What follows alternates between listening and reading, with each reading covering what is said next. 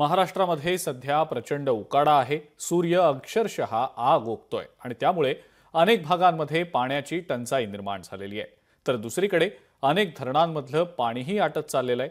प्रचंड उन्हामुळे पाण्याचं बाष्पीभवनही वाढलंय। हेच बाष्पीभवन टाळण्यासाठी आता नवा प्रयोग सुचवण्यात आलेला आहे। पाहूयात हा प्रयोग नेमका आहे तरी कसा।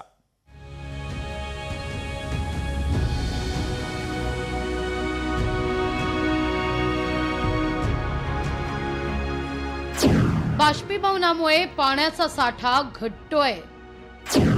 उन्हामुळे धरणातील पाणी आटू लागलं। सोलर पॅनलचा नवा पर्याय लागू होणार। यंदा राज्यभरात उन्हाळा प्रचंड तीव्र झालाय।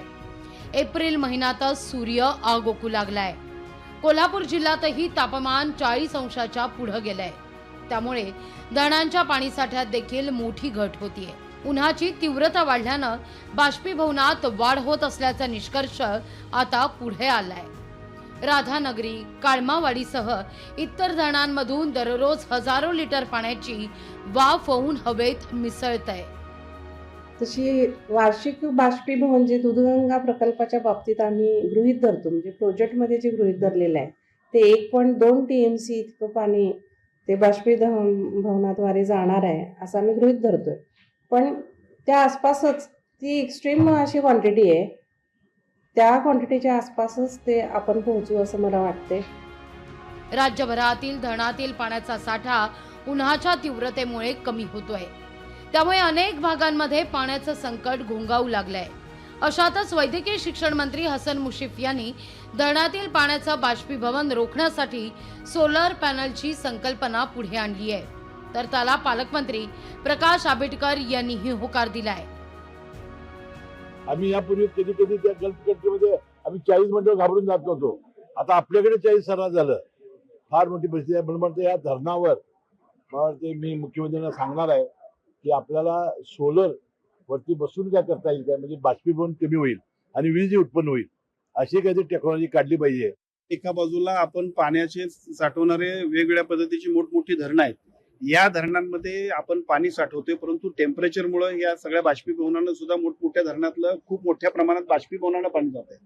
जर याचा वापर योग्य केला आणि त्याचबरोबर आपल्याला ज्याची आवश्यकता आहे म्हणून आपण सगळीकडे सौरचा कंपल्शन करतोय अतिशय चांगल्या पद्धतीनं, मला असं वाटतं त्याचा एकदा प्रयोग जर यशस्वी झाला तर सगळीकडे सुद्धा ते अंमलात आणतात। धरण परिसरामध्ये सौर ऊर्जा प्रकल्प राबवल्यास त्याचा फायदा नक्कीच होईल असं महावितरणाचं म्हणणं आहे।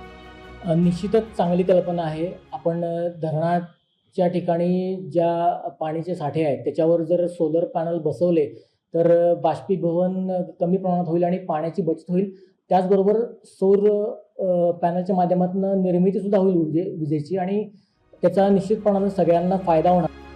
सध्या धरणाच्या पाण्यापासून वीज निर्मिती करण्यात येते। ही वीज निर्मिती पारंपरिक पद्धतीनं सुरू आहे। त्यातच आता धरण क्षेत्रामध्ये सोलर बसवून वीज निर्मिती तर होईलच, पण त्यासोबतच धरणातील पाण्याचं बाष्पीभवनही रोखता येईल। त्यामुळे सरकारनं या संकल्पनेचा तातडीनं विचार करायला हवा। सतेज ओंकर, लोकशाही मराठी, कोल्हापूर।